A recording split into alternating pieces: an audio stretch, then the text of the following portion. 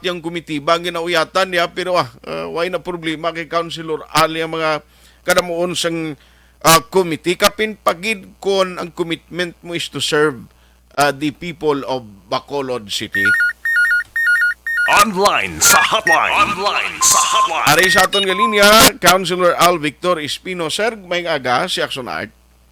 Action Art may aga, of course, tanan nato nga tagpalamati, mga suki mo nga mga taga Bacolod, maayong aga sa inyo. May aga, gid nagtawagin ko sa imo, sir, kay sa province, kapon si Gov nag-report, no, nag-meeting na siya sa DepEd. Diri sa aton, I know that Mayor Albi, may mga schedule man most probably, upod sa City Health Office, kag sa DepEd, to discuss the possibility of face-to-face na, no? Actually, November kuno daw, amo na ang target, nga daw full na gid ang capacity or may ara na gid sang pagbalik resumption sang face-to-face classes. Sir, sa imo committee, ano mga initiatives bong ginahimo ta in preparation to this activity? Actually, Action Art, si Councilor Renesito Novero, no, who is sitting at the 11th Council, man sa Subong, sang nagligid, he was the chairman on the Committee on Education. At nag-inform sa kahapon sa konseho nga ang past council, no, ang nagligid lang natin nga konseho, nag-endorse na tang face-to-face classes for primary and secondary schools. Okay. So, ini siya nga natikang na aksyon na sang previous sanggunian panglungsod, and my committee, the Committee on Education, will reciprocate the moves made by the previous council sa Subong, no. But however, ginahulat pa naton ang ano naton kaupod sa DepEd o kaupod sa aton nga DOH, and of course sa aton nga IATF ang task force nga in charge sa ining pagtap na sang pandemya nga COVID-19. So in other words, do hindi dia problema sa aton kay sa Negros Occidental Division niya, damo pa kuno nagkalaguba ang mga schools nga daw needed pa nga kayuhon diri sa aton guro do okay naman na kun amo ng setting na o kun ang ila plano na. Well, wala pa kita nakasubilanon ako mismo, no. Personally, wala pa ko kahinon-anon sa atong nga DepEd. But ginahulat ko ang pagpatawag ni Mayor Albi sang pag-convene sang local school board. But nevertheless, by next week siguro masugod na ko isubilanon sa DepEd kung anong kinahanglan nila nga partisipasyon halin sa lokal nga panggobyerno sa siyudad sa Bacolod. You have to understand that DepEd is a national government agency. Yes, sir. Ang aton diri nga role sa siyudad is of course to augment the needs, no. But nevertheless, they are catering to our local constituents diri sa siyudad ng Bacolod. So aton inihatagan kung pagtamod kag pagtutok ang ini nga mga kinahanglan kung may ara magid ng aton nga DepEd sa siyudad ng Bacolod Action Art. Yes. Sir, sa transport nga sector or transport nga committee mo, kumusta nung latest mo kundi si Mayor Albi last time do may ara siyang nagambal siya nga mag-create siyang Bacolod Traffic Authority Council. What was the latest niya, sir? Actually, Action Art, ginakalipay ko nga i-report, no, that isang gunian panglungsod of Bacolod has always been proactive, no. Wala pa yung nagtuhaw nga mga problema sa siyudad ng Bacolod. Let it be known also to our listeners na si Anay, Councilor, and now Congressman Greg Nosataya ang nag-author siyang sining at duwa ka mga ordinansa. No, the first is the Bacolod Traffic Authority Council or the BITA and the Bacolod Traffic Authority Office or the BITAO. No? These are both civilian in nature. But ang functions ng BITAC is to create policies nga ipatuman sa BITAO. But this has to pass the scrutiny of the Sangguniang Panglungsod because this has to be adopted, no, by way of adapting sang isa ka resolution nga i-adapt ang mga polisiya sang BITAC paagi sa Sangguniang Panglungsod Committee on Transportation. So na-activate na ini ni Mayor Albi. We are already on the process of working out. No, may ara kita nga ginapang-usisa, especially the underutilization and overutilization sa atong mga dalanon. Isa ini ka maagi nga makahatag alibyo sa aton nga traffic congestion sa syudad.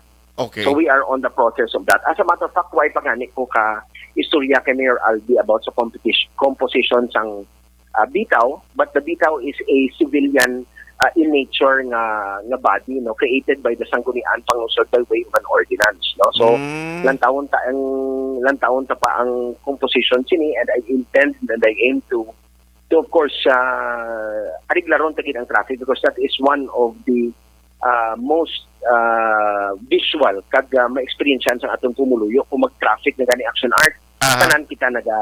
Tanan kita nagabatsyag. So Yes, we sir. will ratagan kagid ni isang pagtamod kag pagtutok ang ilang problema. Yes, sir. So, matabo sinigali, ang creation, kag komposisyon sa bitak nga ni, will be selected by the mayor or na, no, may mga applicants dira nga o kung i-determine kung sinong qualified dira? Actually, ara na, no? May ara sa ordinance, there are, ang composition na dictate na ina sa ordinance. Okay. Ang positions, I think, ka-fill up na ni Mayor Albi. Ang kakita, wala ko pa nakita. I have to sit down and see kung sinong, actually, pamangkot ako ni Mayor Albi kung sinong, anong composition sang bitaw, but admittedly, wala ko pa na nahatagan sang pagtamot. Okay. I don't want it to be a how do you call it, a political office. I want it to be a working office, action art. Kinanlan trabaho, wala sang politika. Correct. Now, isa ni siyang mga hulaton namon sir, kay importante gini, ang mangin function Manila, kapin pagid sumong kay siyempre limited pa lang nga daan ng traffic enforcers ta may gina-identify lang ang mga areas nga dodra ginapamtangan because sa kakulang sa personnel. That is correct. What we lack in personnel, we will make up in performance na lang siguro action art. So, rest assured before the weekends, I would have something already nga maistorya ko na maalantaw ko na ang sitwasyon sa atong Bacolod Traffic Authority Office, which is a creation by way of an ordinance.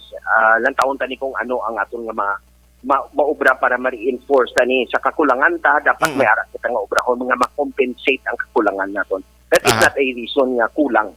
No? Yes, sir. We have to perform action art.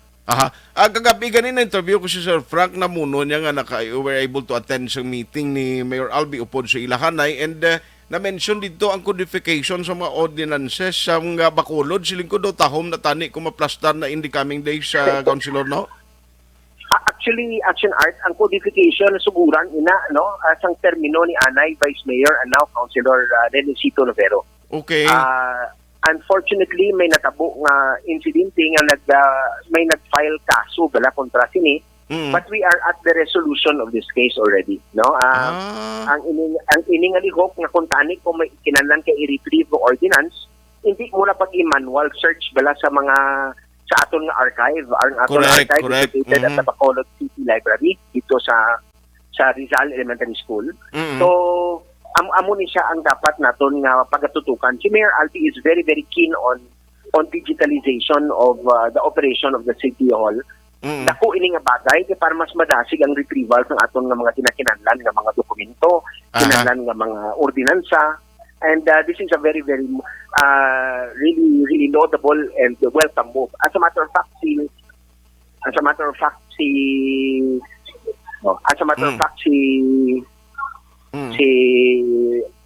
Mayor Albi, kagapon I was in attendance also sa aton nga mga negosyante sa MDCCI. Upod ako dito sa ila and I think they were more than satisfied nga nakilala nila si Mayor Albi, his work ethic, ang iya nga pagtrabaho sa aton lokal nga panggobyerno. So better things to come, action art, and ang subonging aton nga pagtutok ang pagtrabaho para sa pumuluyo sa siyudad ng Bacolod. Sige, good luck sir and keep us posted. Base may mga bag-o dira no nga mga under sa committee mo nga pili ta ma-report sa Bacolod nun. Salamat kid and good morning sa imo, Councilor. Salamat action art kag mayong aga. Hotline. Ayos kay ti kabalo ka hulaton tanin o ang sa may ara na sa ordinance gali ang bitak nga ni ang komposisyon niya ti na stipulate na daya sa ordinance, no, kung sino ang malakip da, sino ang mga kabahin. Kabalo ka ang Bacolod Traffic Authority Council is very important kay sila na matuon kag amo ng policy kag i-implement sang Bacolod Traffic Authority Office. Hotline. Arlidan Makoy, good morning. Kagtanan ng mga members ng OTTG. At iya Kim Iriman Araman, salamat gid. Joan Mil, Star Mayo, silingyari ko sa Minnesota. Alex Montesa, Araman, si Josa Charles, morning from Canada. Sakto na pagbasa ko sa ngalan mo, sir. Ang Power Group Main Office Bacolod, kag Minas Sipalay Gamonitor man siling ni Pablito Benedicto. Sir, may ngaga Jojo de los Santos, to avoid dagging for dagging for registration. Dagging ang mayo gid sina iya pag-abot sang iya edad sa voting age obligado. Ano basa ko na nakaina, sir? Man Joaneho, good morning, man. Action Hotline 2006 DWID for Best Public Affairs Program for Radio.